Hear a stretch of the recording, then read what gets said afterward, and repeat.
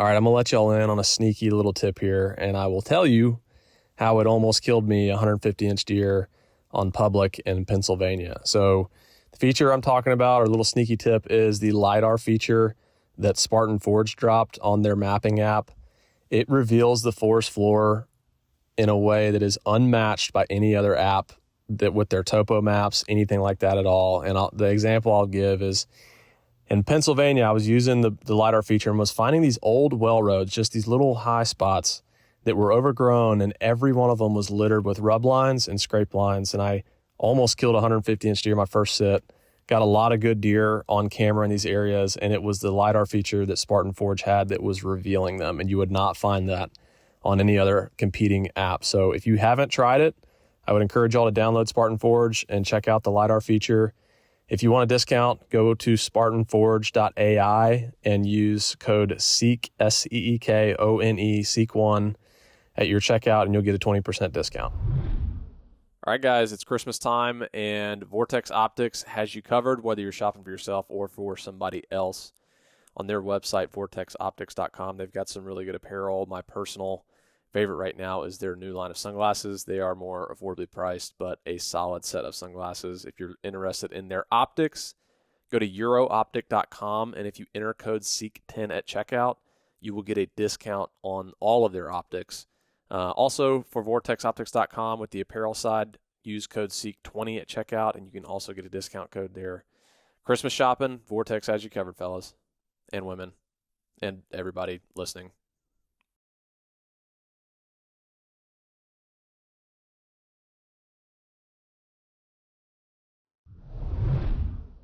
All right, guys, let's talk portable speakers. Turtlebox is making the best one on the market right now. I am admittedly a huge country music fan, and I think that our hunting videos are just a stepping stone for us becoming hit country music singers. Kind of kidding, but also kind of not. Anyways, Turtlebox is making the loudest, most durable, fully waterproof speaker on the market. It's got a 26-plus hour running life out of one charge, and it's got a true 6x9 marine grade speaker in each unit. One of the cool features of these units is that you can actually link two of them together to get a full surround sound feel whenever you've got the boys out or you're hanging out and having a good time. We actually used this feature at our Doe Day event when we hosted a bunch of you guys to come in. We had two turtle boxes rolling, both of them playing music, and it filled the room up. It was actually really, really cool. So if you guys are interested in checking out Turtlebox, go to their website at turtleboxaudio.com. You can pick up a unit directly from their website. And if you'd like to see one in the store, you can check out their store locator feature and find a retailer near you. turtleboxaudio.com. Y'all go check them out. All right, we're good. All right. Cody, this is going to be a good one, I think. Yeah, We've got a lot we can talk about. we really do. It can go in a lot of directions. It seems like we never have time to just sit down and talk. It seems like we're always just going. No, yeah, I feel like same. We just never really have had a minute to kind of like sit down and chat. Yeah, no, that never happens. So for those of y'all that don't know, I'm with Cody Cooper, cameraman, but really just buddy, friend. Yeah. We become tight. How many years has it been? Probably It's probably 3 now. 3-4 years. Probably Yeah, 3. somewhere in there. And yeah, I mean, we have obviously had like a working relationship, but it's been significantly more just like a real friendship. You spend enough time with people, you either really get to like them or you just Really hate them.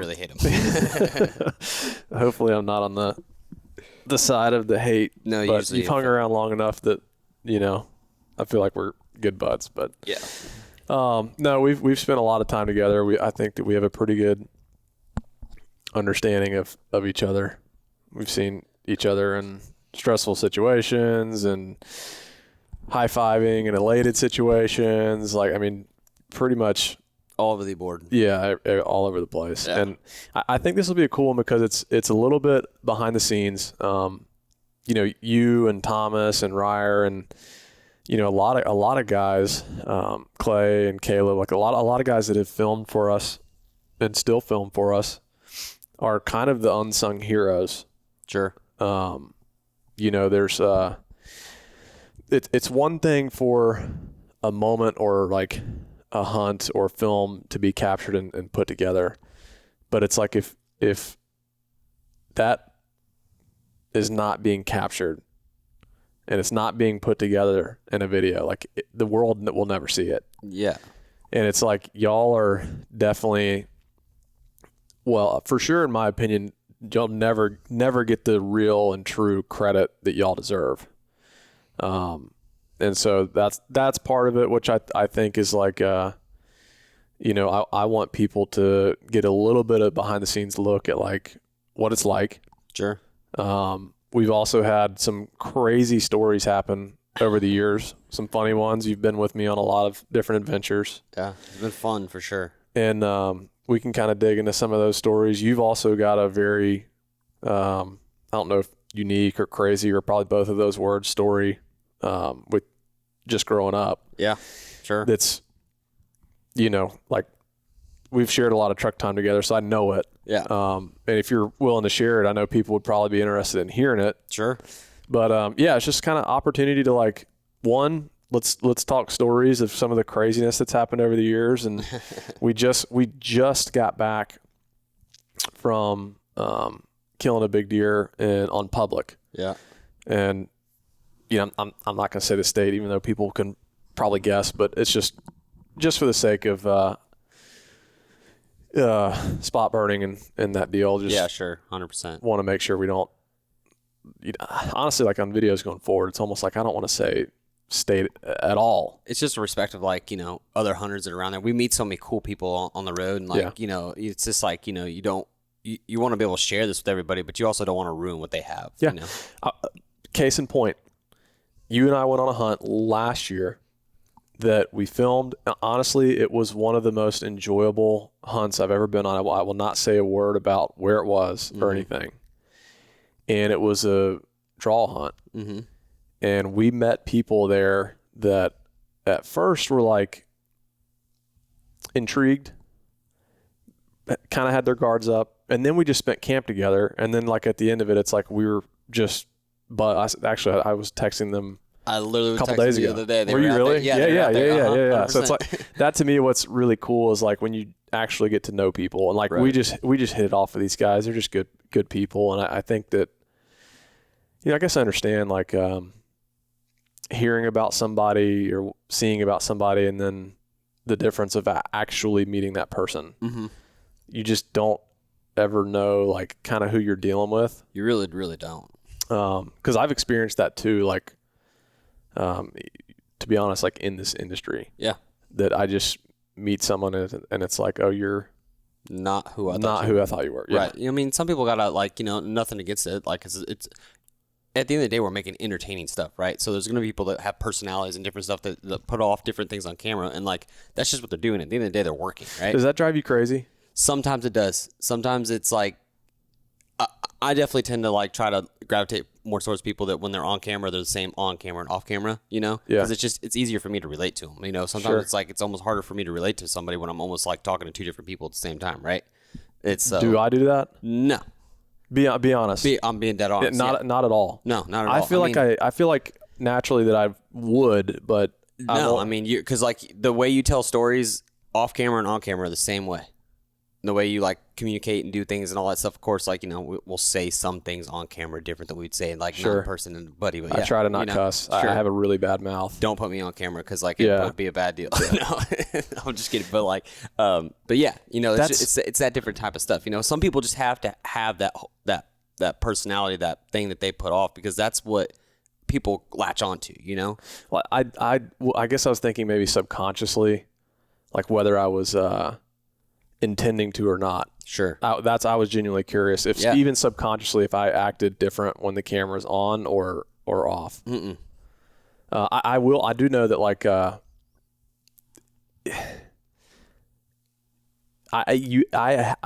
have a bad mouth and it's really hard for me I have to be cognizant of that when filming. That's probably the biggest difference that I would say of like on camera, off camera, is that off camera, I tend to cuss a lot. I mean, I know Not a lot, but no, I get it because I do the same thing. I mean, in a sense, no, everybody does. Like nobody's perfect out there at all. Right? And like, you do have to, read the room, obviously, right? But like, we go to these shows, small audiences and stuff like that. All of a sudden, you got like, kids that are 13, 14 years old. You can't be like blah blah blah, blah all around on video, right? Like they're not. All of a sudden, their parents come in watching that, like that's not gonna go good, right? That's the thing is like we go to these shows and the amount of feedback we get from parents that watch the hunting shows with their kids. Right. And they're like, we don't have to worry about, what you're going to say. And it's like, that's kind of been driven home pretty early of like, okay, well, we need to make sure that we keep it family friendly. 100%. I mean, because you guys literally have people that are, all the way from 5 years old to 40 years old watching your show, right? And everybody can relate to it just because you're able to keep it up, at that base level where everybody can relate to it. So, anyways, getting back, stepping a couple points to the hunt that we did with these guys. Yeah. Them not knowing me, we end up spending camp together. Still text them all the time, and it's like I love hearing from those guys. And so cool. We were on a hunt, and we were filming it, and I quickly realized this is just back to the spot burning thing. Mm-hmm. If we were to post about this, it would ruin this place. 100%. Because it would be obvious where I was at, and it's like it would ruin this place. And some of these guys have been going on this hunt for 20 years. Years as a family, like groups, like they get together. Like this is literally what they would look forward to all year long. And then it's a draw hunt, so you have to get drawn for it, right? Yeah. And all of a sudden, you have an influx of people wanting to go to that. These guys that have gone for years wouldn't be able to go. They wouldn't be able to go. They would all of a sudden put in, and they'd be like, what are we doing, Yeah. And like, I mean, I remember the tree we were sitting under when we had that conversation, and like, we're like, we literally made a moral choice, be like, hey, we're like, if we film anything or taking more pictures, this is for us, but like, we're not going to share this with anybody, right? Like, this is just what it was. Yeah, I mean, it makes me happy. Like, I actually physically smiled when I saw the pictures they sent me from the hunt. Because I was like, they're back there, it's remained untouched. And it's like, if we would have posted a video, it wouldn't have been like that. No. And so like, I was happy that we made the moral judgment call of like, we can't like scrap the film, scrap the hunt. Yeah. Or not scrap the hunt. We still hunted and had a really good time. For sure. But it's like basically scrap the episode. Yeah. I mean, at that point in time, like, it's more important to protect the resource and that, right, what it was. Right. All the time, money, all that stuff that, that we'd already put into that. It didn't matter at that point in time. You know what I mean? Like what mattered is what those people had already established and cherished. Like we latched on that real quick. And like, I would love to go out there again, just to go out there and hunt with those guys. 100%. 100%. That's all I want to do. Yeah, I'll probably try to do it next year or the year after. That'd be super cool. And I wouldn't bring a camera. I would just go just for the enjoyment, love of it, because I loved every second of it. And I remember going to those guys in camp and being like, hey, we're not going to post this. Yeah. Like, we're just here to have a good time. And several of them were like, man, I really appreciate that. Yeah, the instant, it was almost like they weren't like worried that we were there, but then like when you told them that, you can instantly see the relief on their face, like, oh gosh, okay, good. There's not gonna be a bunch of people here now, type thing, right? Yeah. Yeah, and to hear that it has remained the way it was makes me happy. Yeah. Because like that's Drew may have a different opinion of this. He's very more like this was the goal, was to grow a channel. But like, to me, I was kind of like a little bit more like, sure, yeah. But like, what's the reality of that actually happening? Right. Pretty much zero. Yeah. So like, it was more fun. Like, and it's not like grew up in this industry, and it's like, we're having to learn as we go. Sure. And so like, we've just learned like, there is a tremendous responsibility with broadcasting things.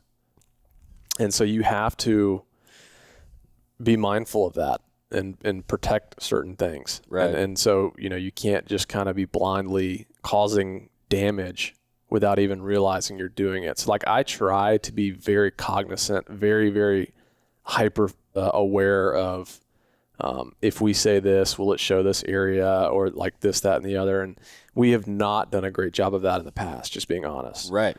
Well, you also have to look at it now, like, when we grew up, when we watched on hunting television show, like, it wasn't instant stuff. Like, that stuff it took a year to produce it, right? So it would happen, and then you wouldn't see it a whole another year later, right? Yeah. And so some of that stuff would become so irrelevant that like it didn't have such a instant effect, whereas social media and everything now is just like, it's so instant. Everything's so instant that we're like, somebody could literally watch a video and be there next week. Yeah. You know, or watch a video and pack up the truck and leave the next day. It's taken a while to kind of understand, realize that. Right.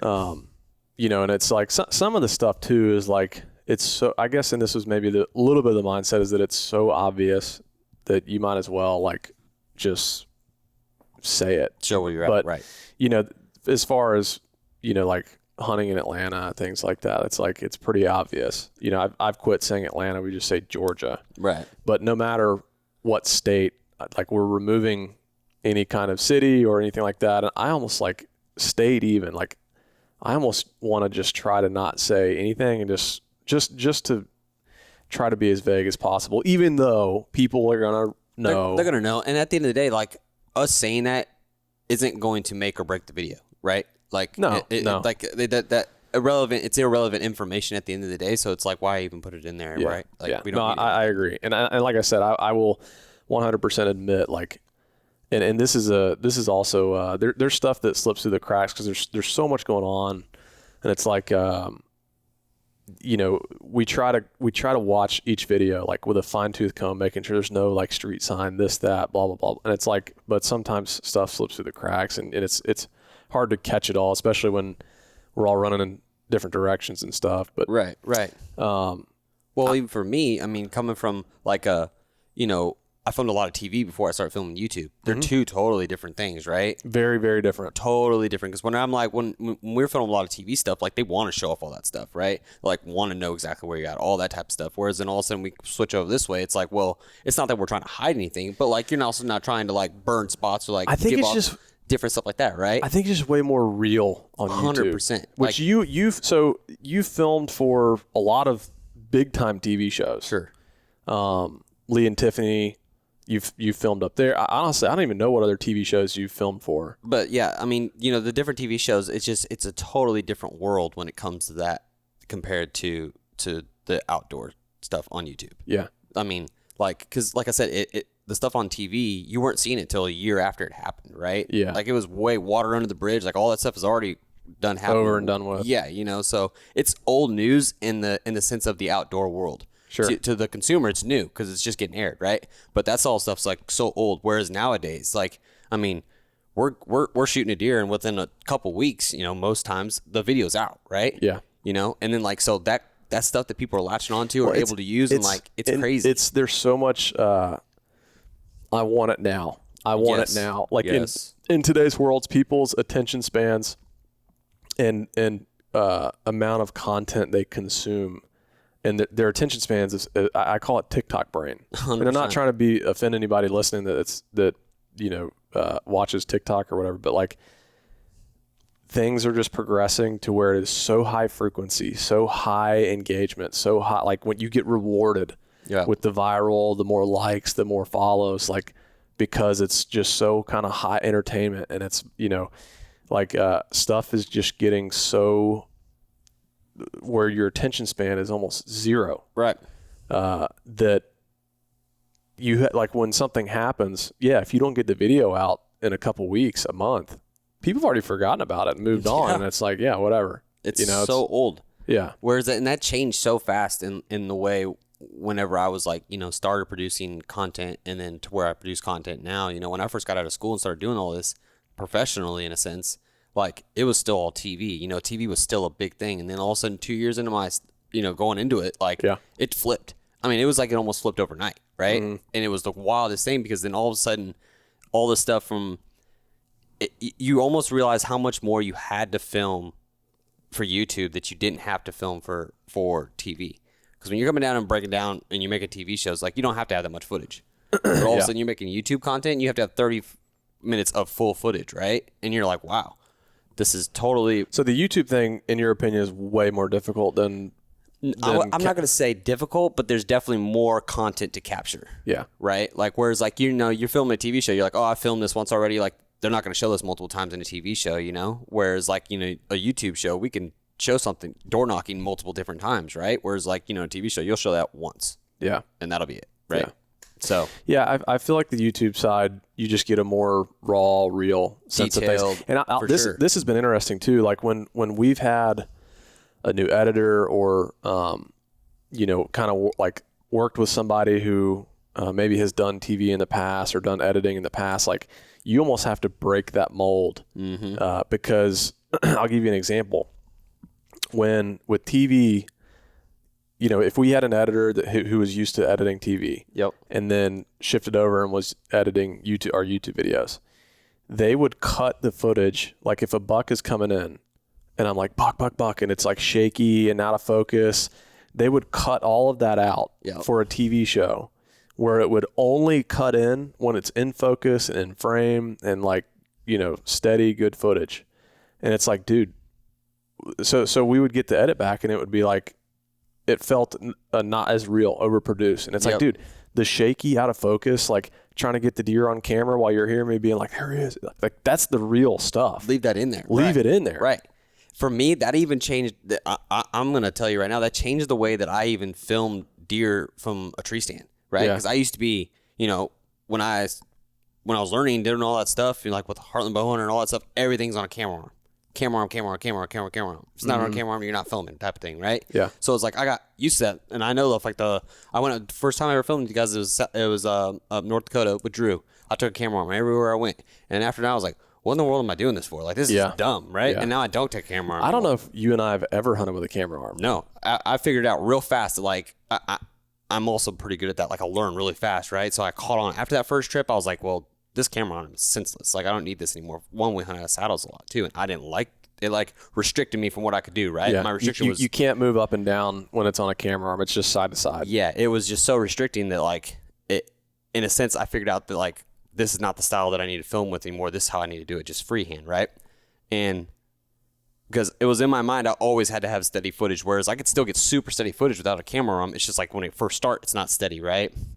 So it changed me. It changed the way, in my opinion, better because I like not having to carry a camera arm, and stuff for filming, right? Well, like if you've got a branch in your way, and you can't move the camera up or down because it's on that camera arm, it's like that branch is blocking that deer. There's nothing you can do about it. Right. But if you're freehanding, you can move the camera low, get underneath the branch, or move it high and get above the branch. I specifically remember even Kimbo last year. I mean, it happened so fast, but like there was a branch that kind of came down around like this. And I remember him coming down through there, and I had to I literally squatted down and went her down around the branch. If I would have had a camera arm, I would have been, he would have come around that branch and I would have been stopped. I would have never got that shot on camera, right? It would have been all second angle. Right. Because I wouldn't have been able to move around that branch. And it was like I got to go into this one little hole, and that was just, it made the shot, right? So.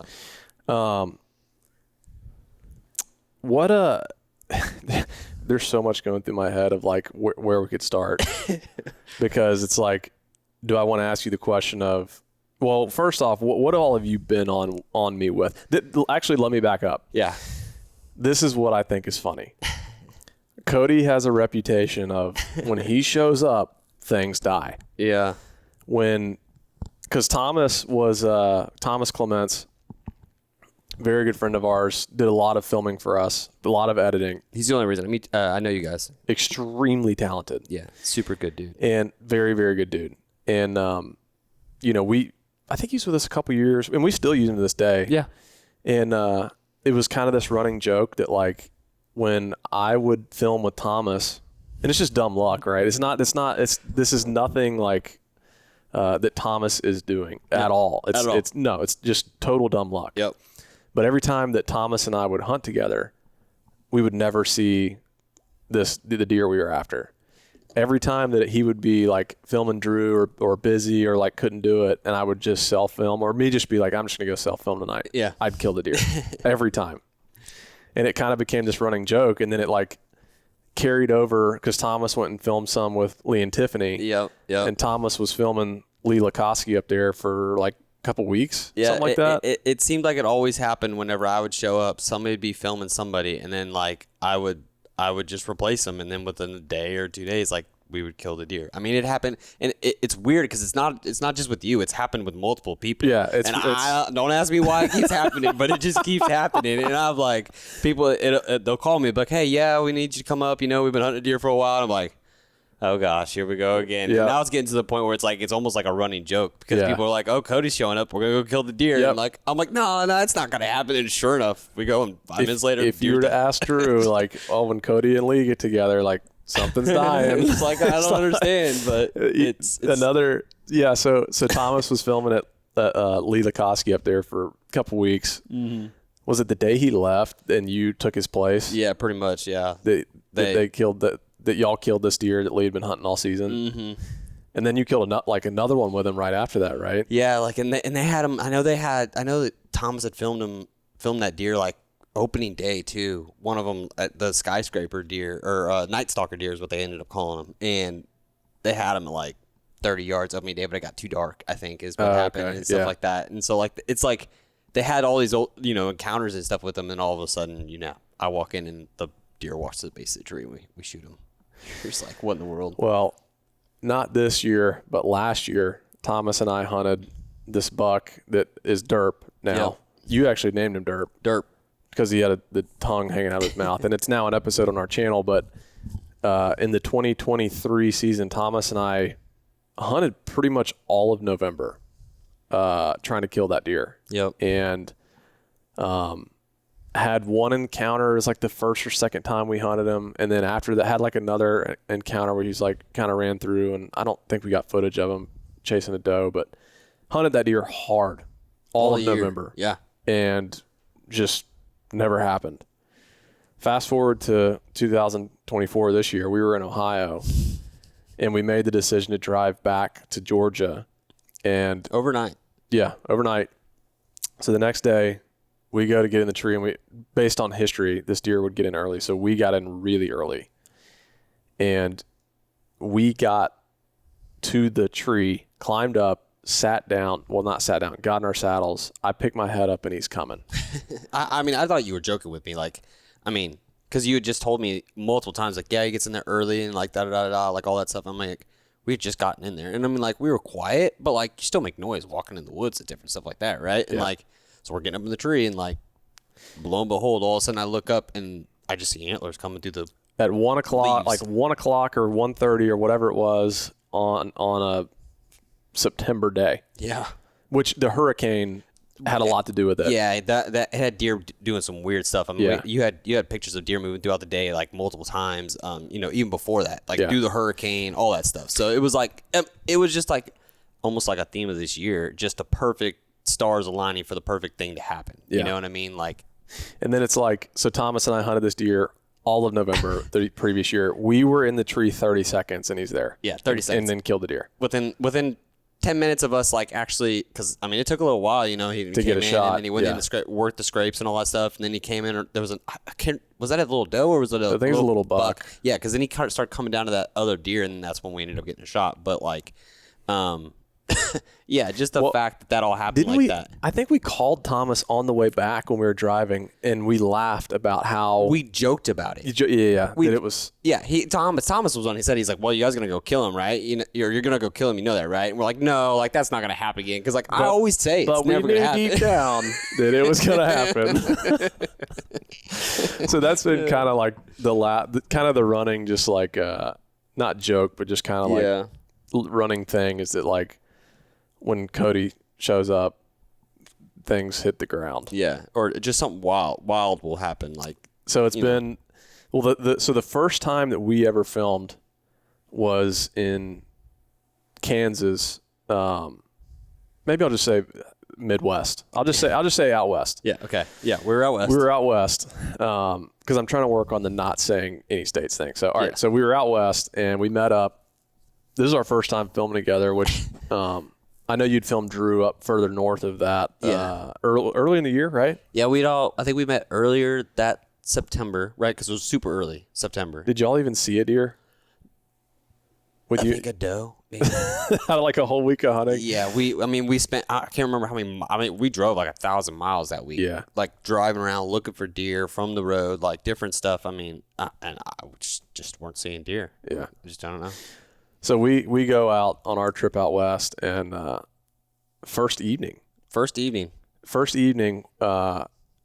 had this buck come in. We put the stalk on him through Milo, and he came up this draw. And I do think our thermals did end up kind of pulling into that bowl or ditch a little bit. Yeah. And that's what caught him. Sure. But the deer was like 35 yards. Dude, we almost had him. He almost died. Yeah. I mean, that was the first hunt of us hunting ever together. Yeah. And I'm really glad that we didn't kill him because of what the whole season was like after that in that state. It was just like the journey I went through of hunting out of the windmill and ended up killing this deer, had him come in with a decoy, hit him low, got back on him on a spot and stalk 2 days later. And it was like, I'm so glad that we didn't kill that deer because so much happened that was awesome. But where it clicked for me, I was like, Cody's next level is this deer comes to this milo, comes to this drainage. We're 35 yards and this deer like caught a movement. I think he caught a bit of just a hint of scent. Sure. Yeah. Cause our thermals, that's what got us is when our thermals switched. Like, and so he just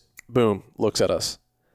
And you held that camera like in the air with one arm, still filming this deer steady as a rock for like 15 minutes. Dude, I don't know how I did. I think it was like a big rush of adrenaline. Like, you know, that's had to be what it was. Cause I mean, the 7200 above my It's a heavy camera. You in got the Milo, the big batteries. Yeah, I know. And all that stuff. And I was like, what in the world? This is dumb. I was in my head, I was laughing. I was like, I know his arm has to be killing him, but he is not going to let that down for nothing. No, because like I didn't know because like he was standing there, I mean, like it was still within range. It was like this could happen, this could happen, this could happen, and we were just far enough apart that we couldn't communicate anymore. So it's like you don't know as a cameraman. You're like, is he gonna shoot? Is he not gonna shoot? Like, what's gonna happen? So that was when it clicked for me. I was like, oh, he's hardcore about this. Like, and I love it, man.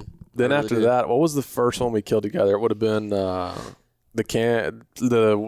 deer that we shot with the muzzleloader.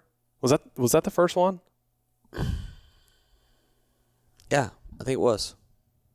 Yeah, because then I came down and went doe hunting. Yeah. Because that the rest of that year, that's what it was.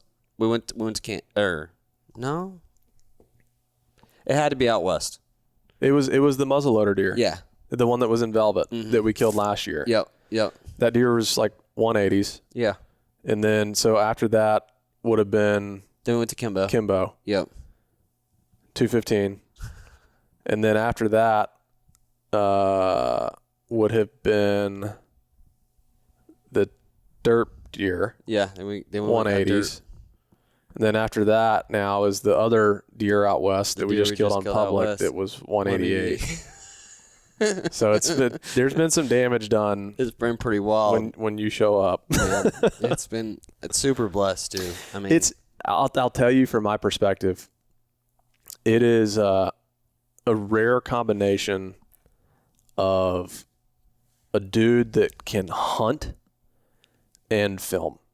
Because usually you'll get people that can film, but they don't know how to hunt. Or they're not as just like in tune with the hunting thing, moving at the wrong times about, just like all the things that go into trying to be undetected, and it's like a lot of people are not in tune with that. Right. And I do take, definite pride in that because like I was a hunter way before I was like picked up a camera, right? I mean, I've been hunting since I was this tall, you know? Got pictures of me running around with coveralls rolled up around my ankles, chasing my grandpa around, right? So like this is all I've ever known, and I just happened to make it into work too. So it does help a lot that like, my world revolved around hunting before. You were a hunter first. 100%. You picked up the filming second. Mm-hmm. That's hard to find. Like when we're together, I don't have to worry about you. Yeah. Like I don't have to worry about, he's going to move at this point, or he's like, I don't have to worry about it. Sure. You're just hunting. And I'll tell you from my side of the table, being able to only focus on killing that animal and doing my job. Yep. To put a clean shot. Texas too. We forgot about Texas. Oh, Texas. Yeah. Yeah. There's like, it's so important as a hunter because I've made so many mistakes in my life, and I'm glad I have because that's the best lesson learners. I've never had, but like, I feel like most of the lessons I've learned to my core are because I've experienced them, not because someone's told me, hey, you should do this, not that. Right. I've made mistakes with, either self-filming or filming with somebody who was pretty green and like being more worried about them and the camera and what they were getting and can I shoot this deer, more so than me just being totally focused on killing this deer. And mistakes were made, and it's like the animal deserved better. And I felt disgusted. Sure. Like I felt so disgusted as a hunter that my mind was not fully attentive on the task at hand. Right. I felt disgusted. And with you, I don't have to worry about that. So like to me, I genuinely like appreciate your level. And not just you, Thomas, there's lots of other guys out there that we've worked with and stuff that, right.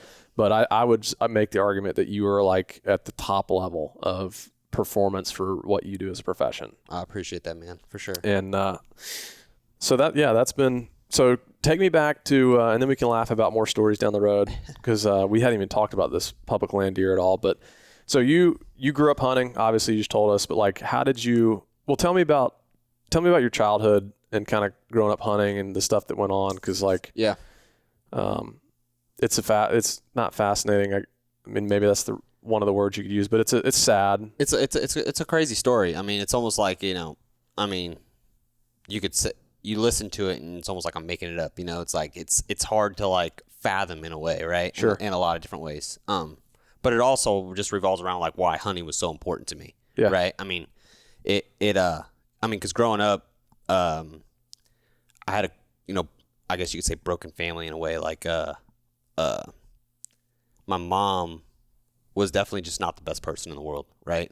And I didn't really like grasp that until a little bit later on in life. But, she pretty much like, I have 7 different siblings. We all have different moms, or we all have different dads. We all have the same mom, different dads. And like we all really didn't find that on until later on in life and stuff. So like it just really broke up the family whenever that all did happen. So then it ended up being like me, my brother, and my sister that I grew up with my dad. And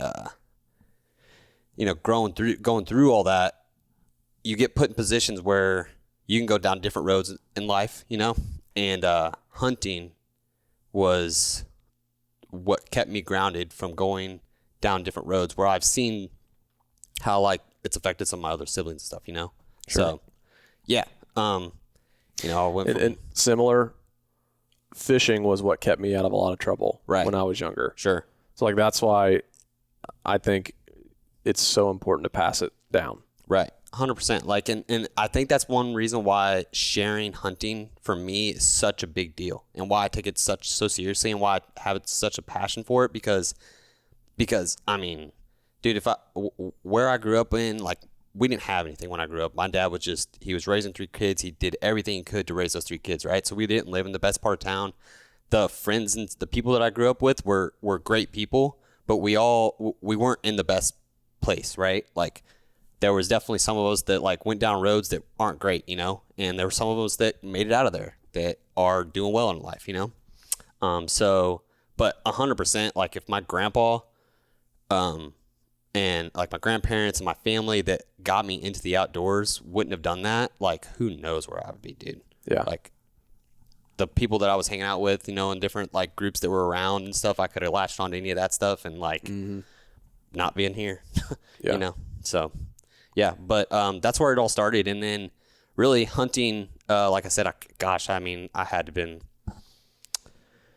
probably 5 or 6 whenever I actually went out hunting for the first time with my grandpa. And then I was 12 when I shot my first deer. And then I was like 15, I believe, when I shot my first turkey. So it took me a little while to actually start like going out hunting by myself. But I was always with my grandpa going out, working on the farm, doing different stuff like that. And then I got into like my junior, I think it was my junior year of high school, sophomore year of high school, somewhere around there. Me and my buddy Preston became really good friends, and that's when we started really hunting a lot, because that's when I turned 16 and we started like traveling around and starting to hunt, and that's where the whole filming thing started. He got this is kind of funny because he went and got a camera from his grandma, and essentially she was like, well, you better bring that camera back. I can tell you right now, she never got that camera back because we just took that camera and we took it off and we started filming stuff, and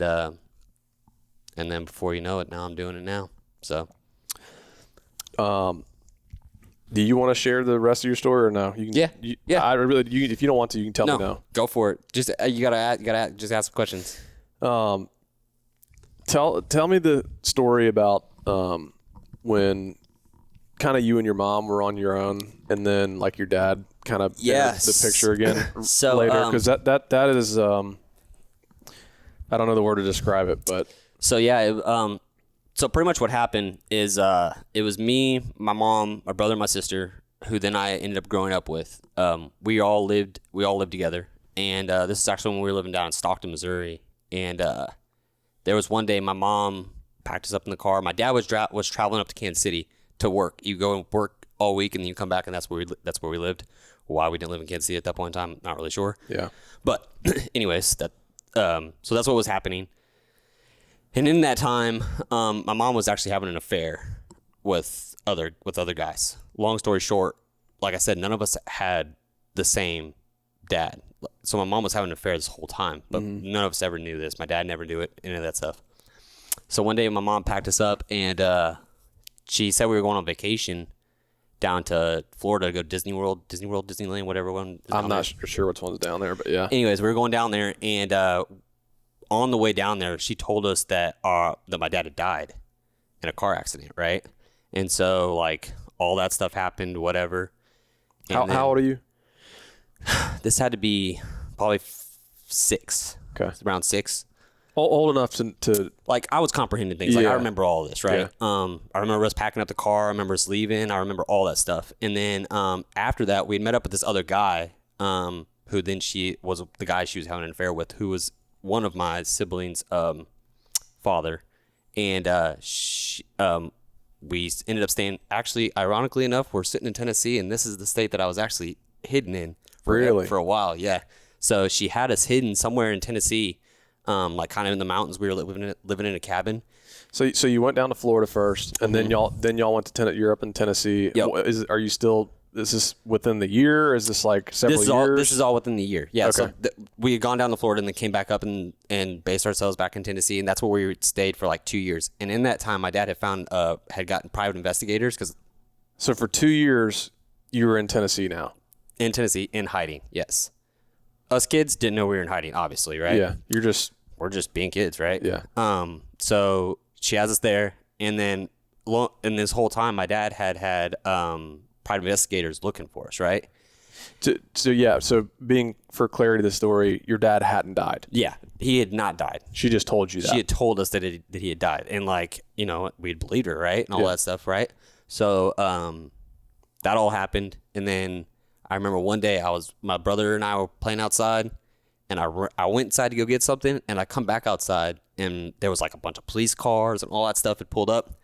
And then all of a sudden I saw my dad get out of the car, and I was like, what in the world? Like, he's supposed to be dead, right? So I ran back inside and told my mom, I was like, Mom, Dad's here. Were you scared? I don't know. I think I was more like, I was confused. Okay. I was like, confused. I think I was kind of scared too. Yeah. Cause he wasn't supposed to be there. Right. So I ran in there and like yelled at her and said, Dad's here. And I'll never forget the look on her face. Like, really? Oh my God. Like terror type of look. Right. So then that happened. And, so essentially we'd all been kidnapped once. Then court stuff, whatever, like different stuff happened. She had gotten a way to get in visitations with us. And then somehow, some way, we were staying at my grandma's house, which is her mom. And that's when my brother and sister were then kidnapped again, which was a crazy ordeal. So then it was just me and my dad for a while. And then like that all happened again. And then my sister got kidnapped again after my dad got her back. Golly, man. And then that all just happened through our life, just growing up. So like it was just a crazy mess all the time, man. Yeah. All the way up through high school, there was still stuff going on. Yeah. So. And you were recently engaged. I recently just got engaged. That's awesome, to a pretty awesome lady. Does going through that, does it make you appreciate family more, like loved ones? I mean, like, yeah. So like, as you could think, my family, it's a weird dynamic because my grandpa that I talk about, that's my mom's dad. Okay.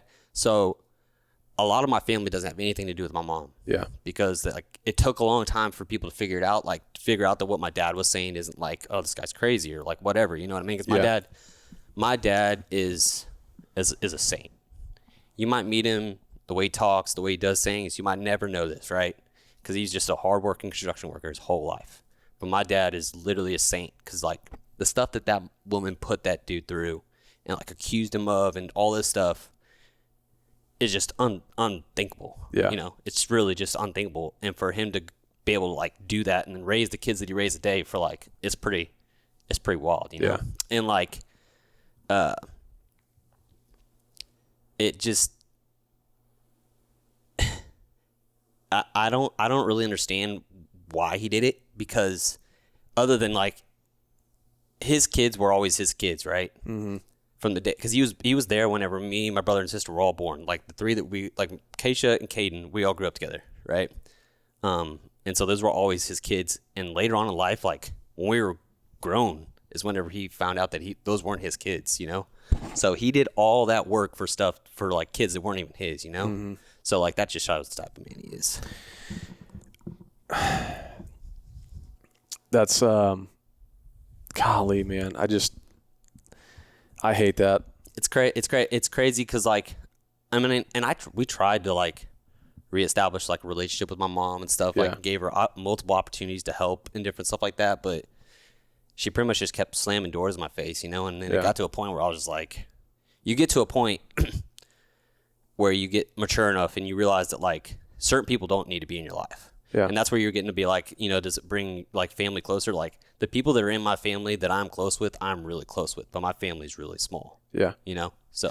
Yeah. And I hope that you understand, like we're not trying to pry by asking. No. I think the reason I wanted you to share that is, first off, thank you for sharing that. But I think the reason I wanted you to is that I feel like when you go through something like that in life, you can kind of be put in this place of like, where do you go from here?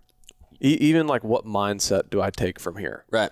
You know, do you take this mindset of like, I hate the world, and by all means, you had every right to. There's plenty of times I was mad, dude. I mean, there's still things I can think about right now that'll make me mad. You know what I mean? Like, but there's also so much that I got out of it as a person, and like that has made me into the person I am today. And like, I'm super confident who I am. Yeah. Like, I know who I am. I can clearly tell you, right? And like, I'm not afraid of who I am. If like, and I'm very clear if like people don't like me or like the way I talk or the way I do things, like I'm okay with that. Yeah. Right.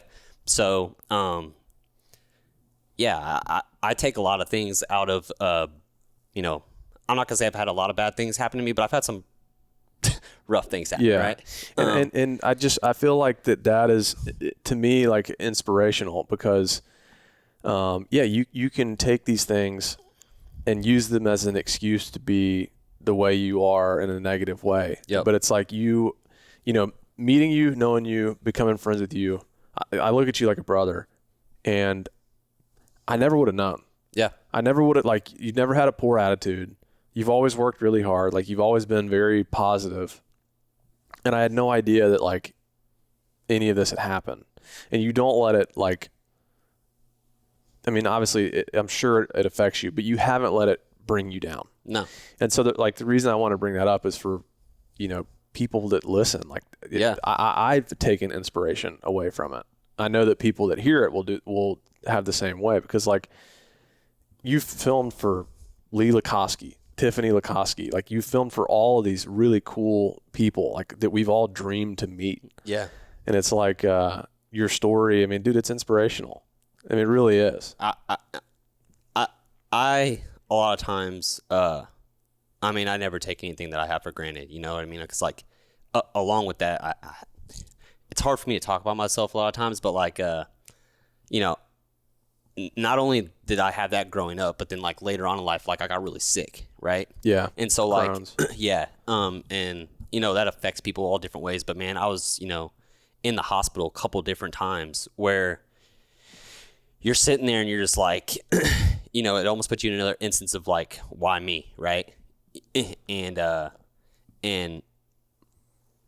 everybody can go through that, And I mean, everybody goes through that. Everybody's got that why me moment, you know?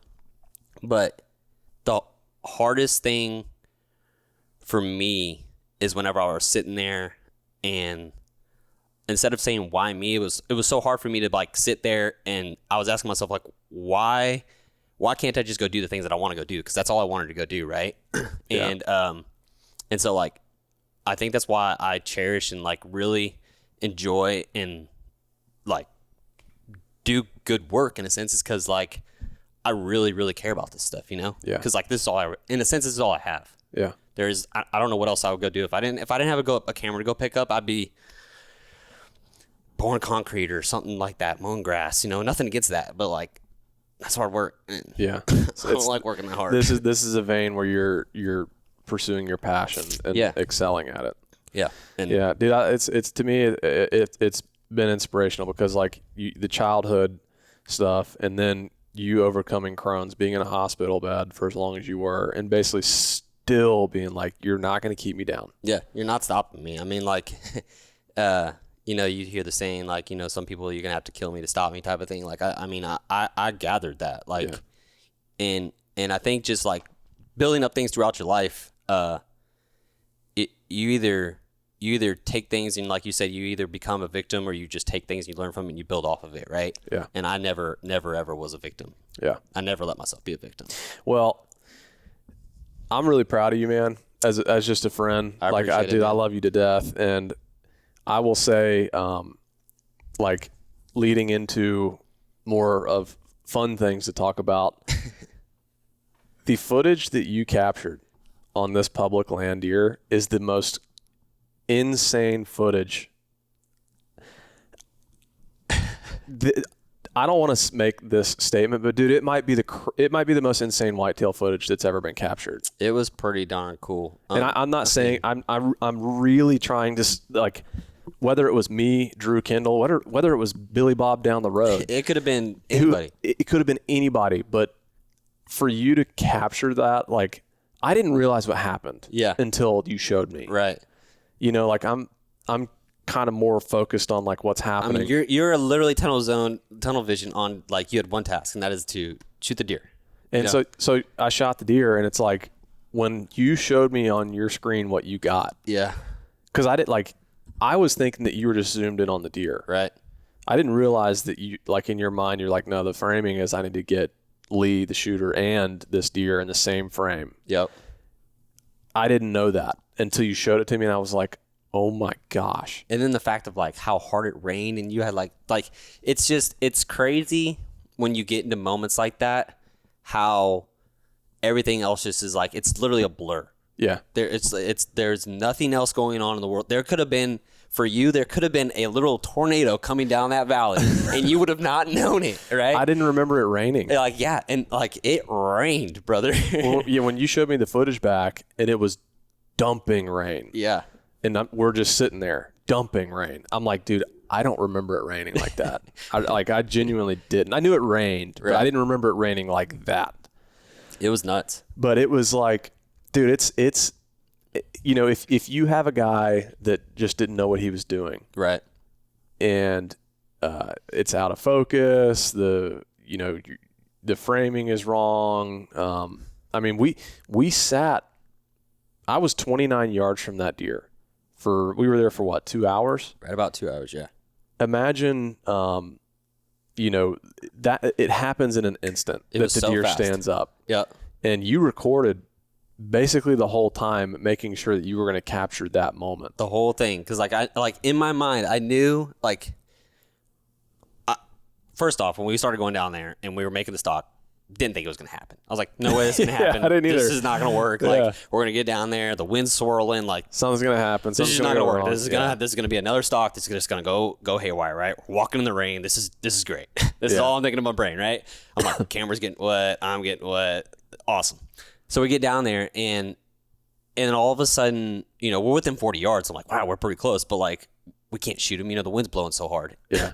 But then once we got down into that 29, you were into 29 yards, and I was sitting there, and I was like, oh, wow. Once we were in position, you and I both knew. I was like, oh, no, like, no matter what, even if the wind does swirl, like he's not going to just get up and bolt, right? He's going to get up and stand up and look around like, yeah, he's in trouble. He's dead. But like knowing that, I had no idea when he was going to stand up. Mm-hmm. Like, yeah, we both knew that like at some point in time that rain was going to stop. Yeah.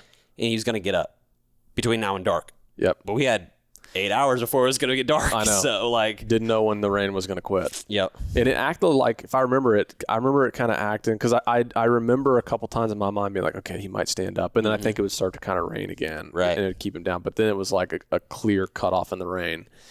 And he actually stood up, which I knew he was going to stand up and shake off. Yep. Because I know deer hate being wet. And so like when he stood to shake, like the arrow's in flight as he's like starting to shake. Just starting to shake. Yep. But it is the craziest footage. Maybe sometimes I overplay stuff, you know, kind of being a hype man, whatever. Was pretty darn Dude, cool, this is man. unreal. It is unreal. And even the screen grabs that you were able to pull from the bow, like the water exploding off the bow, and then the arrow in flight. Like there was so much praise in the comments for you. Yeah. Like capturing that. It felt pretty good, man. It's pretty cool. And it's like, you know, if we'd had just someone who, you know, wasn't recording the whole time. Right. You know, like trying to push it as like it goes back to the hunter side of you. Right. You know, it's like some dude doesn't know that more than likely when the rain quits is when he's going to stand up. So be ready. Yep. You know, he's kind of like dozing off, not paying attention. It's been 2 hours. He's kind of like, you know, not keen and focused in on what's happening. And it's like the deer stands up and I shoot before he's even realized what's happening and hits record. Because I mean, it happened like that. And like before we left the truck, I remember grabbing a handful of paper towels. Yeah. Just knowing that like there's going to be water on the lens, right? So anytime that the deer he would like, because he was laying there and to this day I still can't believe he was better the way he was, but he was facing away down that valley, and when he would turn his head down, like he was almost like he was like laying down all the way to when it was raining hard, right? Yeah. I knew at that point in time he's pretty much curled up in a ball. There was no way he could It'd just take like him some time to get up, spring up, right? Yeah. So I was wiping the lens off as fast as I could because it would rain so hard to get to a point where I could just like, I'm like, all right, I can barely see him anymore. I have to wipe it off, right? Yeah. But like there's still like an instance there where I'm wiping the lens, I'm moving, he could jump up like. But again, that's so next level. Even just the idea of like I'm gonna bring, because it wasn't raining at the time. No, it was supposed to stop because we didn't bring any rain stuff. No, we didn't. I looked at the weather. It's supposed to stop 30 minutes before we were supposed to get there. All that stuff, right? Yeah. And but just the I'm gonna bring paper towels, knowing like the lens could get wet, you know, foggy, something like the footage is so crisp, clean, perfect. Like that wouldn't have happened if it weren't for just like knowing, just being 100% dialed, being literally a pro at it. Yeah. And it's so like I don't want that to be about me at all, dude. It could have been anybody in that position. The fact that you got the footage you did is so crazy. I was so ready too, because like at that point in time, I was fully just like, well, this camera's just gonna get soaked. I'm soaked. Like there was at one point in time. Did you think I fell asleep? I thought you were falling asleep, which I knew you weren't, because like but I was like, you know, I wonder if I was like, I know he had a long drive, like maybe you know, he's tired from the drive, but I was like, no, Cody wouldn't do that, especially being this close to a giant. Dude, There's no way. And then it finally clicked in my head what you were doing, and it was you were leaning over the camera to keep it from getting wet. Yeah. I thought you had like kind of like, no, I was trying to keep it as wet as possible, but at that point in time, like obviously we're soaked, and like I was dripping on the camera, so I was just like, well, there's no point in this anymore, dude. It's oh man. I mean, for that to happen, for the stars to align, because for me to get back into town like I did, and for the stars to align from being out there and hunting, and then all of a sudden you're going to check out a new area. You had other spots. There was, you know, we'd run into other hunters. We'd run into like, you know, bird hunters out there on the public land, all that stuff, right? So took the advantage to go find other spots, a new area, and to find that deer, to watch him bed, and to have the weather and everything just line up the way it was. I mean, it was literally the stars would align perfectly. It was like the stars aligning multiple times over and over again. Yeah, it was so perfect in so many different ways, but then you also looked at there's so many different things that could have gone the opposite way that it would have never happened. Yeah. Never would have happened. Well, I think about that a lot because the big velvet deer we killed with the muzzleloader last season, we're driving and same deal, just driving, covering ground, looking at public, and it had rained. It was a rainstorm, I think, that had come through, and we're driving around, and I was looking kind of angled this way. And you saw the deer. He was standing in the middle of the road. Middle of the road. Like anything could have happened. Like, because we were... It almost looked fake. We were... It did, because he was just like standing there looking at us like, hey, I'm right here. Look at me. Yeah. But, just as another instance, I could have been simply filming you, looking over somewhere else, and never looked down that road.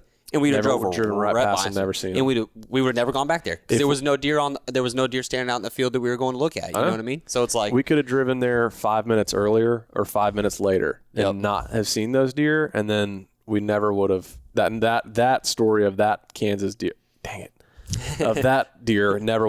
Which that episode's out. People already know for sure. That story never would have happened. It never would happen. And like. But it also, you have to put in perspective, which people don't get to see a lot of, like how many miles are driven and how many roads and fields we look at before that instance happens, right? So much that before, which you never know, man, because like sometimes you can just get lucky, drive to a place, boom, there he is. You really can. Does it ever always happen that way? Hell no. No. But most of the time, it's a lot of chipping away and just time. And then finally something will happen. Some dumb luck, just like, boom, you just run into one, right? But that was, we were picking stuff on a map and driving when we saw that velvet deer we killed. Right.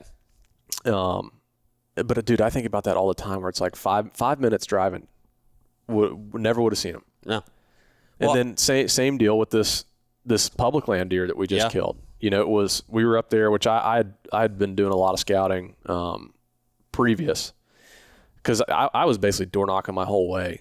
As I'm making the drive, I'm seeing deer, and I was like, I stopped and did some door knocking, but I also was like having to force myself to not door knock. Like I saw a really nice deer from the highway, and I freaking just rip it over on the side of the highway, which I would never recommend doing, but it wasn't that busy of a highway.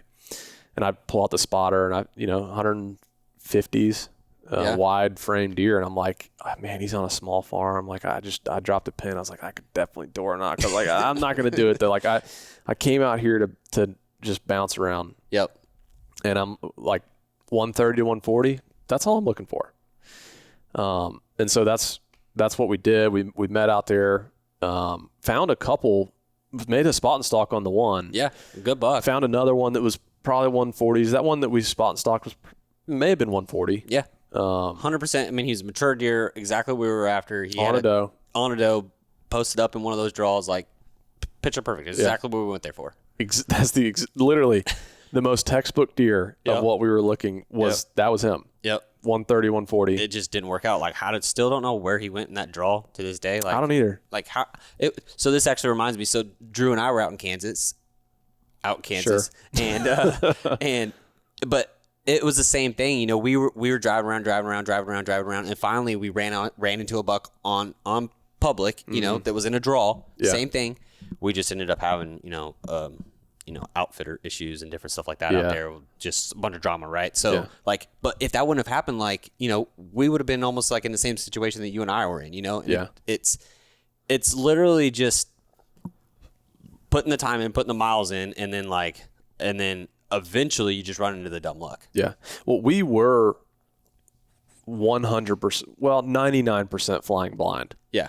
Because I had a buddy of mine, Spencer, and I've known Spencer for several years, and we hunted last year at my buddy's farm. It was it's a video out there. He's actually in the video, and it was, I think the video was hunting an overpopulated farm. Okay. But it was basically the farm I kind of grew up hunting. Right. And, a bunch of high school friends.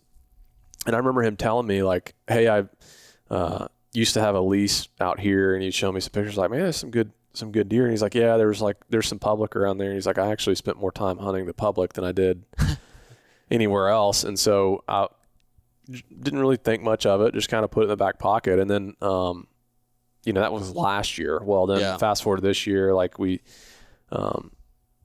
tagged out in Georgia, killed this Ohio deer. And I was kind of like, man, what would I like really want to do the most? And so anyways, I called him up. I was like, hey, y'all still doing that trip you always do? And I was like, care if I tag along? And so that's what I did. I just tagged along, and we checked out some of the public that he had hunted, but we ended up just going and checking out other public. Yep. And found a couple deer that what we were looking for. You had to run home real quick. And then this, like, again, stars aligning. It's like massive rainstorm, which seems like we keep finding deer in rainstorms. Yeah, we had terrible weather, terrible rain. So it's like, but deer stand out. That's like, especially their antlers, like they stand out in that weather. Mm-hmm.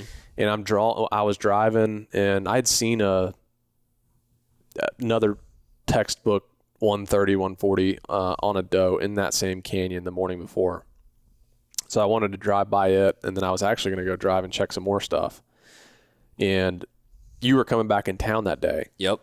Driving, and I see this deer again. It's like back to the velvet buck. You and I just driving down the road, like boom, like that's what, I could have just been kind of thinking, all right, I'm just gonna drive to this next place, and not being like hyper aware the whole time. Sure. And if I'd have missed that deer, never would have happened. But it's, drive this canyon, and it's raining, dark, not like pouring rain, but it's really, really gloomy. Boom. Standing out in the bottom of this canyon, walking away. And I immediately called you. Yeah. I was like, dude, I just saw a giant. How far out are you? Which I had no idea what he was. Yeah. I just saw just a big deer from behind, big deer. Yeah. Right. Pulled over, parked, and then ran into the public, and was able to get on the opposite canyon. Took me a second to find him, but found him. And then glassed him through the spotter and binos for maybe an hour. Yeah. And until we basically put him to bed.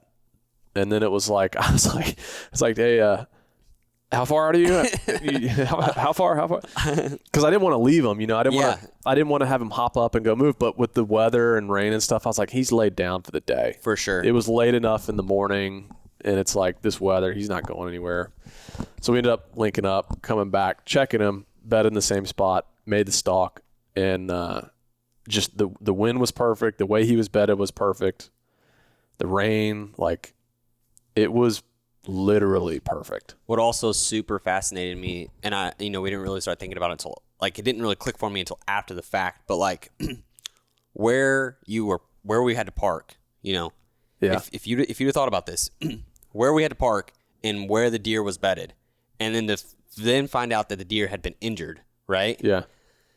That deer was hunting people as much as he was getting hunted. Yeah. Because that draw was the draw that every Bob and Harry would have walked down to go get to access the rest of that public, right? Yeah. And that deer was bedded right there, waiting for people to walk back down that draw. So because you walk down in that draw and go around that mound, you're done. You're done. He was gone, right? Yeah. And that was crazy to me, that how much he was hunting people. And then the fact that we found out later on that he'd been shot already, and wounded. Low brisket, yeah. Mm-hmm. It was super cool. Every deer has always been so fascinating. I was even just thinking back to the morning of when I was driving to saw him, because it was when I woke up, dude, it was pouring. Yeah. I almost stayed in bed. Well, it's part of the, when I was on my way back, there was no rush for me to get back that day. You know? There was no rush. You're like, hey, well, the weather's going to be terrible for the next whatever. It'll clear up in the next tomorrow. We can go out and it'll be good, right? Yeah. So, then you call me, and, whenever I answered the phone and I could hear your voice come over the deal, I knew, there was, not panic, but there was a little bit of worry and a little bit of panic. And I was like, so. Well, I almost didn't.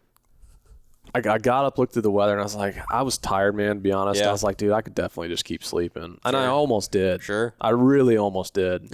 But there was I was like, man, if you can see one in the rain on a day like this, it's a day that you can, with the rain everything being wet, the wind, like if you couldn't find one, you can get to him. Oh yeah. And that was like the only reason I think I got out of bed that day. Sure. And it's like driving the whole way, you know, it's pouring rain. The roads were like, you know, dude, I was in 4-wheel and just puckered up, holding on tight. And yeah, I mean, just like really like a lot of, you know, straight up, because same deal with that velvet deer. Like just the timing of seeing that deer from the road, seeing this deer from the road, it's like dumb freaking luck. Yeah. So much luck that goes into, you know, you can prepare and do the best you can on that end. But if you don't have a bit of luck that happens, like, man, there's so many things you can't control. And that's a big difference, you know, from hunting, you know, really good manicured farms or farms that are like, you know, that are planted for food plots and all that stuff, right? Like you can almost set up your success, right? Yeah. You can set up your success, but to kill big deer, you still have to be in the area where big deer are. And like, that's where I've gotten to see it from different angles. That's where it's like different for you guys. You guys, you know, you put yourself in areas where there's big deer, but you keep putting, you know, you keep going and keep your consistency at it is where you end up finding the dumb luck. Because you still have to find dumb luck on those manicured farms. You get what I'm saying? Like you can do everything under the sun, but you still got to have that string of luck that buck is going to do exactly what you need him to do, right? Yeah. And you guys are not doing anything different. You're just putting yourself in a different realm, but you still run into that dumb luck, right? I mean, take it down to the granular level. Again, like if I'd have driven through that canyon 10 minutes earlier, 10 minutes later, you know, like would I have seen that deer? Would I have not seen him if he'd have just been behind a cedar or, you know, whatever? Take it even further than that. It's like, you know, that deer was shot, I'm guessing, maybe 2 months prior. Yeah, it had to be open. It had healed up. Whatever their opening, like I would say like where their opening week is, whatever that is, like somewhere around there. Like that had to be then. Yeah, he had healed up. But, you know, it was a low brisket hit. And if whoever that was that shot that deer, if they had killed him, that story never happens. Yeah. That whole deal on, you know, the footage you got, like this whole, you know, thing on public, like that never would have happened. It's just like and you can ask yourself like why does it happen to us? Like why you know, like why? You can always ask that why, but like the only thing I can think of is, like I said, it's just the consistency of doing the same thing over and over and over and over and over again until you literally just run into dumb luck. Yeah.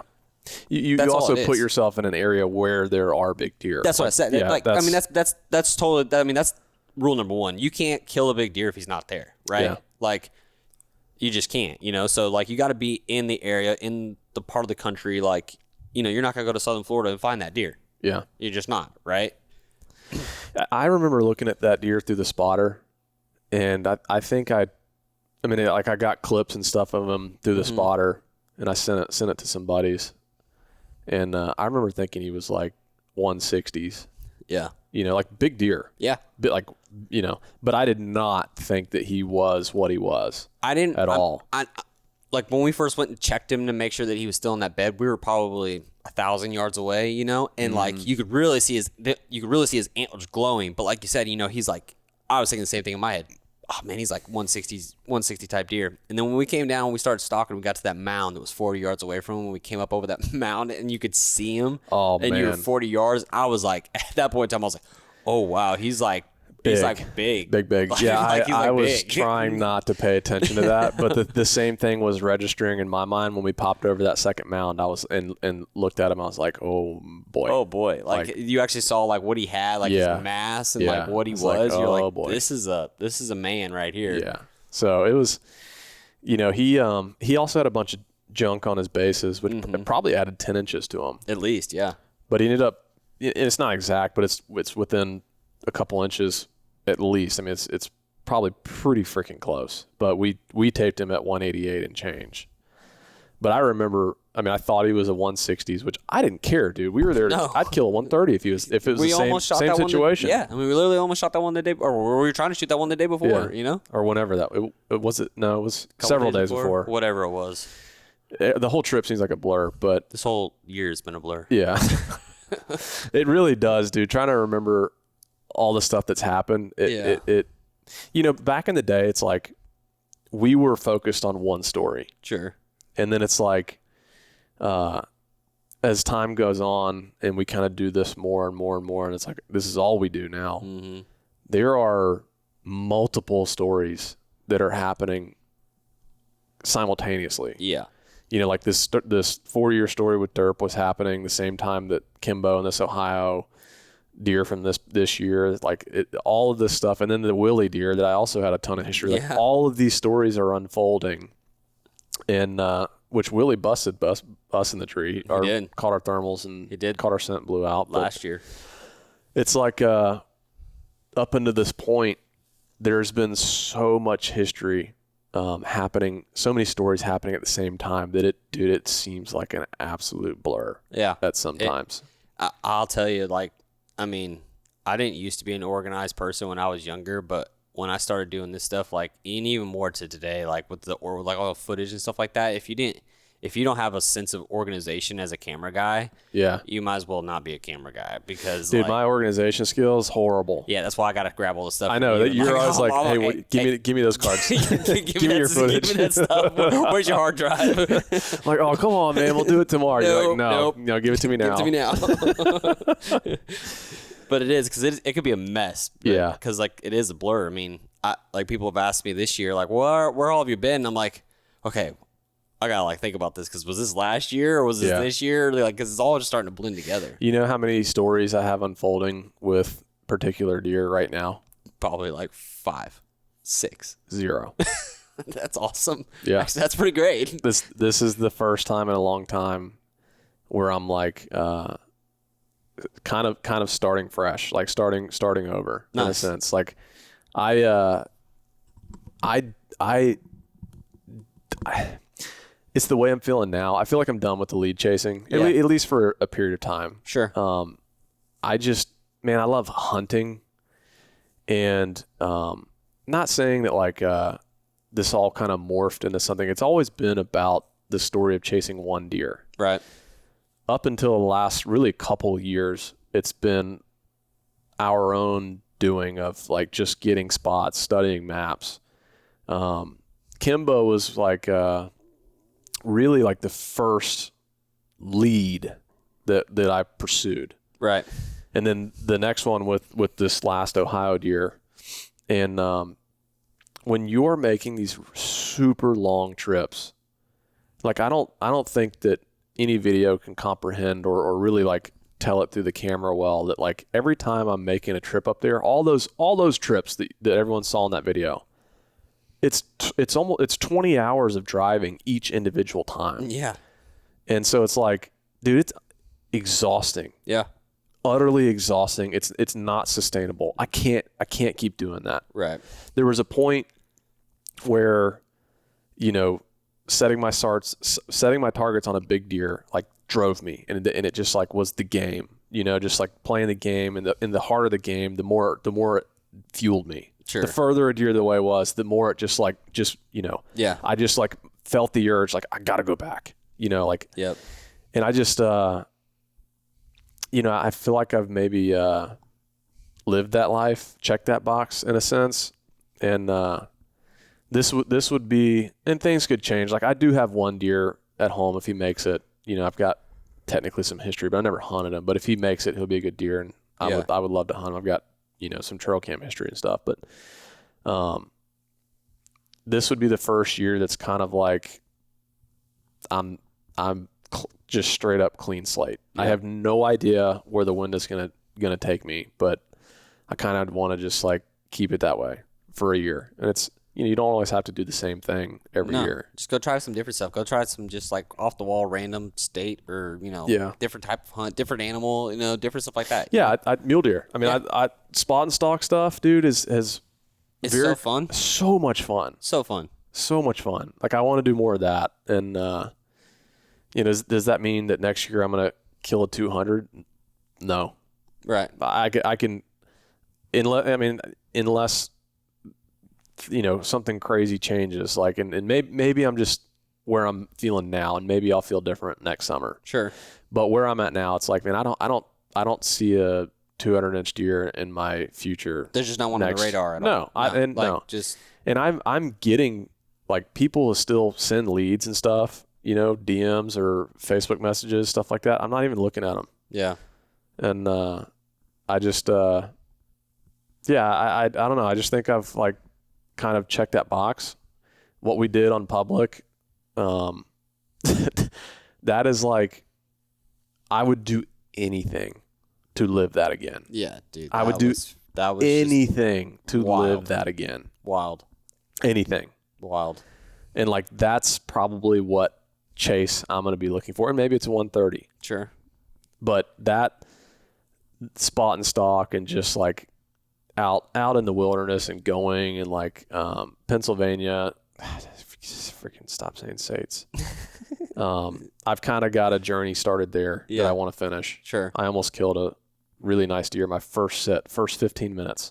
I think a big thing of it is, like, you know, you start your seasons off, you know, whenever you put your expectations, like, chasing that one animal, that's where your expectations go. And that's where, like, it's like, that's where my satisfaction lays. Right. Yeah. Whereas, like, if you just go into the mindset of, like, hey, I'm just going hunting, and, like, if I get a buck that walks by me and he walks by me and, like, I get excited and I shoot him, like, it's so much more fun to, like, take that approach.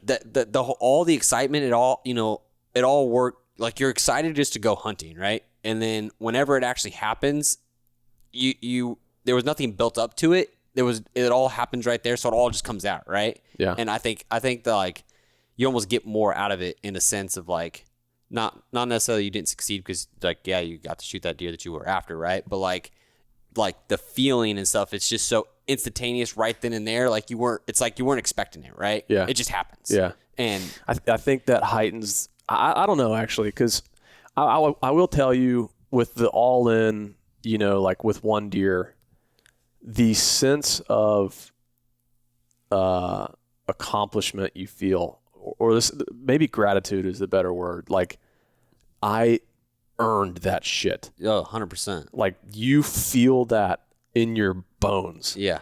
And you don't get that near as much. You know, if it's like I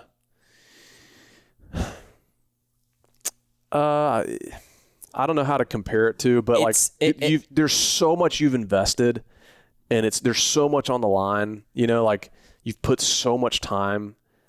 It can't not amplify that moment. I do get what you mean, because, like, it, in a way, it comes from, like, I guess it's all just what your end goal is, because, you know, and where you're at in your hunting and where you're hunting, you know, because, like, we're blessed that we get to go do certain things, get to kind of choose when we want to hunt, right? Yeah. You know, like, some people don't get to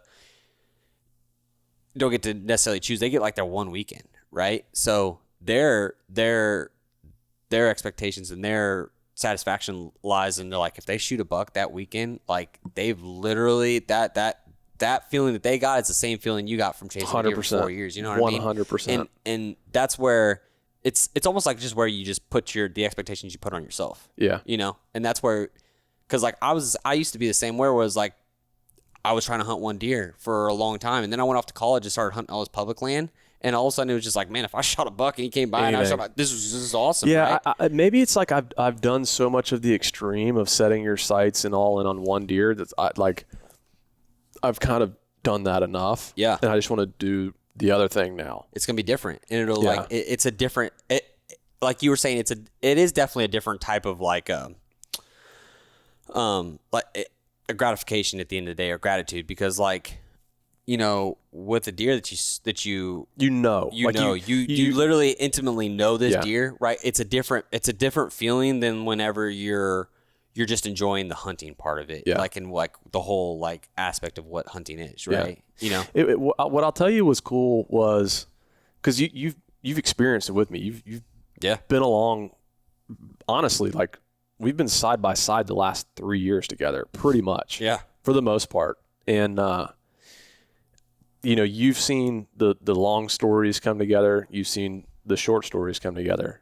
And I'll tell you, this year, what was cool was, I had a long story, like, so much come together for that Ohio deer. And then I had, on the flip side, that kind of like, holy crap, what just happened? Yeah. Like surprise moment. Like we knew that deer for 2 hours. That's it. Well, maybe 3. Maybe 3 hours. Yeah. Like we knew that deer for 3 hours. I still to this day don't know a thing about that deer. Yeah. I don't know a thing about him. No. And that to me is like, I got to experience the side where it's like, I know everything about this deer. And then you experience the other side where you're like, I know nothing about this deer. Right. We just that deer could have come from 5 miles away. We just happened to be right place, right time with him. Yeah. And it's like, it was just kind of cool to have the comparison of the two different experiences of like knowing a deer for a long time, not knowing a deer for more than a couple hours. Right. And, it's hard to like say which one means more to you. They all mean so much. They all mean different things. That's what I was trying, like, kind of saying is like, deer hunting to me is just special no matter what, right? Like I love, and hunting to me is special no matter what. Yeah. So, but I mean, like you said, they mean different things, but then at the end of the day, they still have the same meaning and like same impact on your life that, one deer did the other. Yeah. And like, it's different strokes for different folks. It's like some people, and for me, like to this point, I've enjoyed the game with one particular deer, the game. Right. I just want to do something different. Yeah. And I think that, saying I want to do something different is a different style of hunting. And there's a whole country full of people that maybe land on each individual style. For sure. And there's always like this, you could kind of take it down to this example of like, you grew up in a bait state versus a non-bait state. 100%. It's like because I come from, well, actually Georgia was not a bait state for a long time. Yeah. So like I come from that, but it's a bait state now. And it's like, so I understand the perception. I mean, you talk about most of the Southeast, Florida, Georgia, Alabama, Mississippi, South Carolina, Louisiana. Can you do it in Arkansas? I don't know if you can or can't. I don't know if you can bait in Arkansas. I want to say you can, but I'm not. Don't quote me. Kentucky, Ohio. Yeah. You keep rattling them off. Texas, like, so there's a massive part of the country that looks at a certain way of hunting this way. Yep. And then you take it, and it's like if I grew up and I was in Colorado, or if I grew up in, whatever other states that don't allow, Tennessee, whatever, that don't allow it, I'd probably look at it a different way. 100%. And I kind of want to experience it all. Yeah. Like I don't want to have one mindset about it. Like I kind of want to experience it all. The deer on public was like no trail cameras. Yep. No history, no bait, like just nothing. Yeah. Raw. Very, very raw. I think and like you said, it's all different for different people. Like, I did it too. Whenever I was younger, we were fortunate enough to be able to hunt 600 acres and be able to like, manage deer and pass deer, stuff like that. And it was cool. Great. I loved it. I loved every bit of that. But then, there was a lot of times where like you didn't shoot a deer. Yeah. You just watch deer walk by. And then like I said, I started hunting public land, and like I wasn't watching deer walk by anymore. It was like if a deer got me excited and he came by, I shot him, and I was just as excited as I was whenever I was waiting for a deer 4 years from now to go shoot him. Right. So I think it's just like hunting. I just if you like hunting, you just like hunting. Yeah. Honestly, one of the things that I haven't done, we haven't done this at all, is the lease land. Like I really want to get some leases, and I really want to be able to like work put a in farm. Food plots, dude. I really want to do that. I haven't done any of it. I'd probably be so bad at doing food plots. So bad.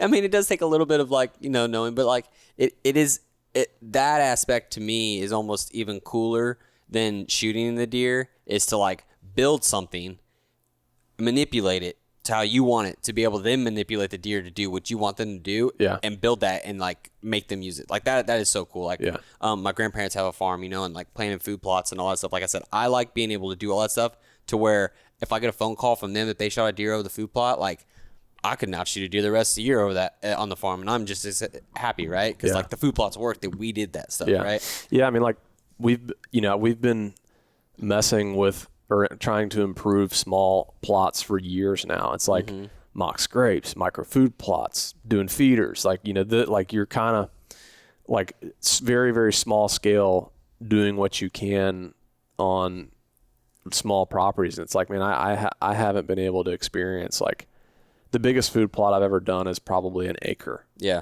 And it was so cool because I was like, man, I'm on a food plot. This is awesome.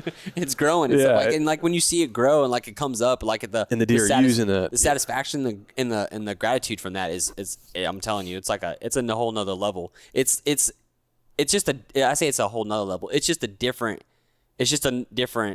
realm of what you're doing. It's no different than whenever you're out there chasing a deer in a different state for 4 years on different pieces of property. You know what I mean? Like, they're just in different realms, right? Yeah. Like different excitement levels. I'll tell you, and this is kind of funny.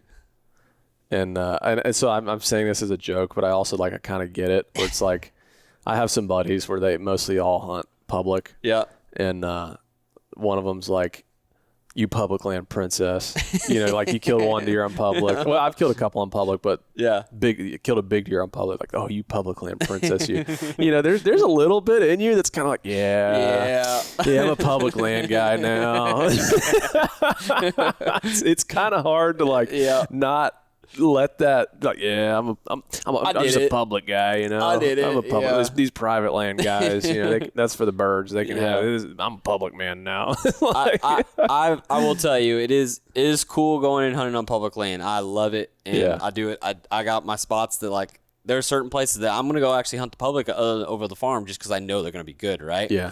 But I will also tell you, it is really nice to be able to go out on the farm and get in the Ranger, drive down your spot.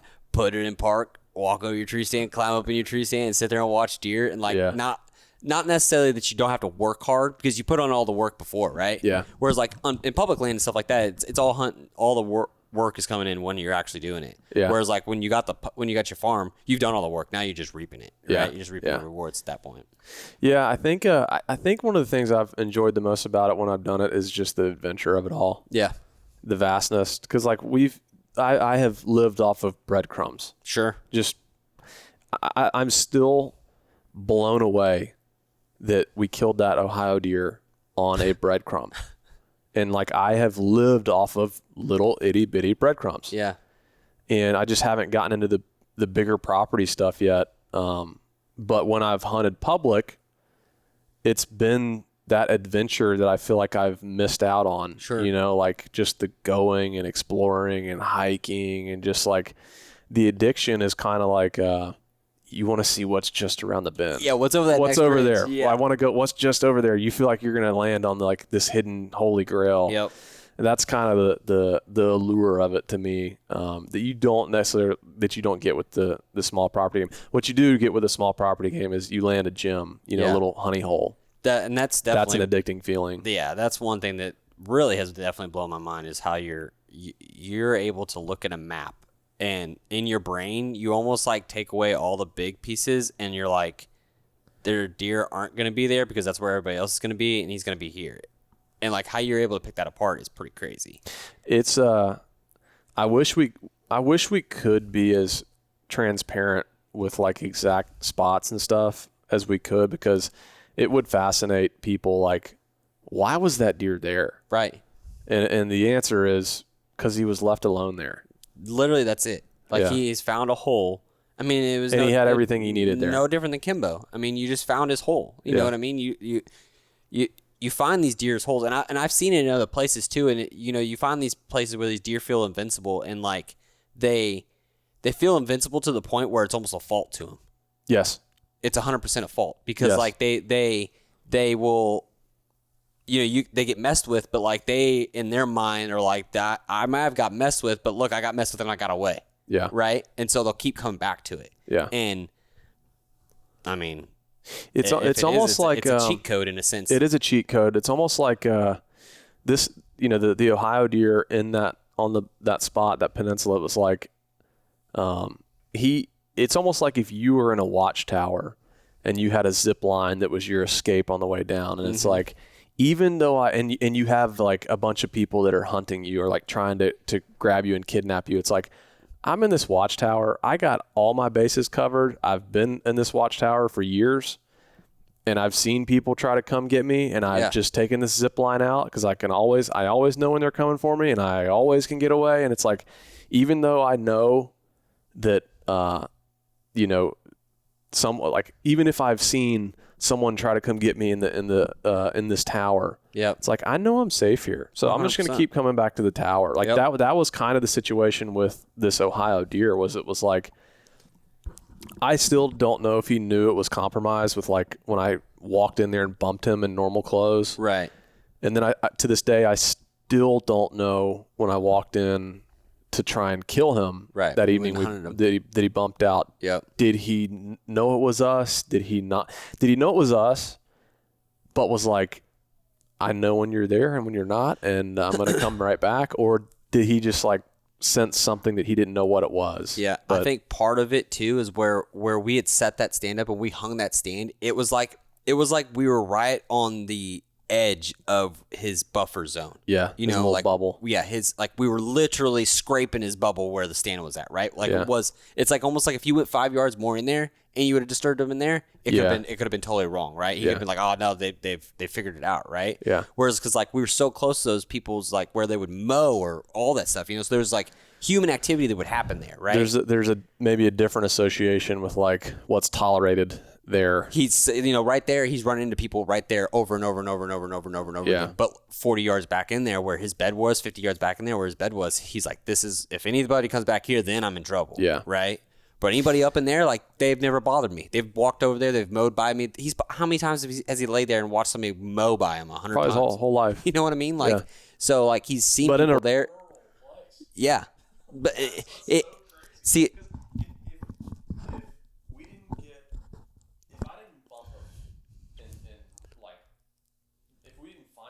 yeah.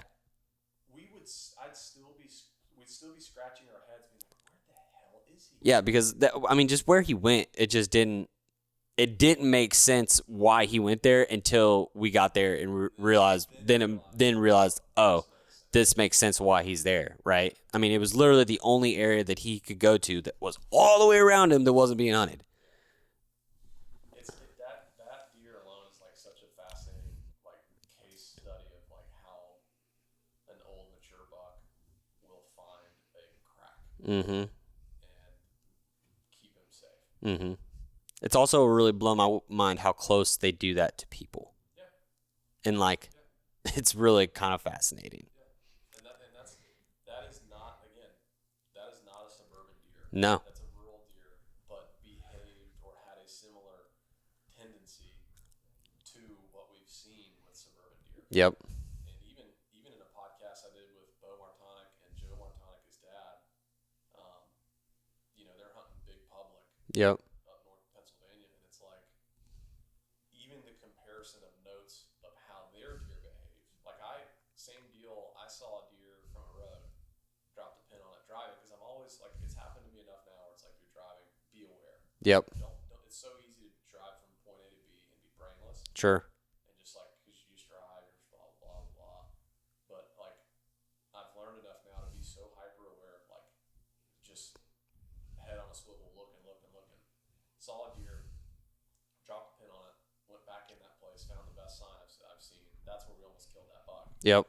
And I was focusing on stuff that was, like, really close to the road because I felt like most people were going past it. Yep. And I was talking with them and comparing notes. And, like, I'm just, like, the whole name of the game was find the void. Find the void. Where would an old buck find a void where he's not getting bumped by hunters and he's less disturbed? Like, that was the mentality of the approach I took when I went to Pennsylvania. Right. And I found some good deer that way.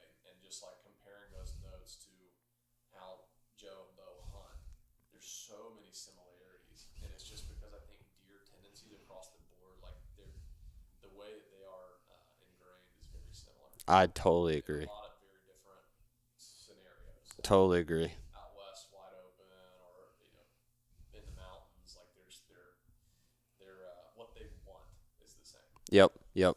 But, like, I've experienced that I was hunting a management hunt back home, and talking to buddies and what they saw and stuff like that, and talking to some other people. There's so many people that go into the middle of this park, right? And I've killed all my deer within 50 yards of the parking lot, and saw big deer close to the parking lot, right? And it's like the parking lot and then all these houses. And you look on the map, like where some people posted, like you can like post it. You don't have to, but you can post where you post your tree stand. They're all in the middle of the park. Yeah. Every single one. The edges. And I went to the edges, and like that's where all the deer are at. They're loaded in there. I cannot go in there without seeing deer, right? And people, I've talked to multiple people, they're like, oh, I haven't seen deer in the park. And I'm like, this place is loaded with deer. They're everywhere. Yeah. Yeah, deer are fascinating, and that's what really kind of like has always driven me since day one. It's just like the fascination of their behaviors and the rhyme to their reason. Like why is he doing what he's doing? Yep. And trying to figure that out. It's you know, that to me is what's cool. But this is how long have we gone? I don't know. Hour 40? Yeah. Close? This has been a really good one. It's been good, man. I knew we had kind of a lot to talk about, and we could keep talking, but we got stuff we got to do. We're here to shoot some does, and we got to jump on that. But, dude, you are top notch at what you do. I'm honored to call you a friend, and the footage you got of this public land deer is so ridiculous, and I'm really excited for people to see what you captured. It's pretty awesome. It'll be pretty cool, man. And like I said, I love sharing this. I love sharing, the outdoors, and I definitely don't see myself doing anything else. Yeah. Like, what else would I do? Yeah. All right. Appreciate you guys listening. We'll catch you on the next one.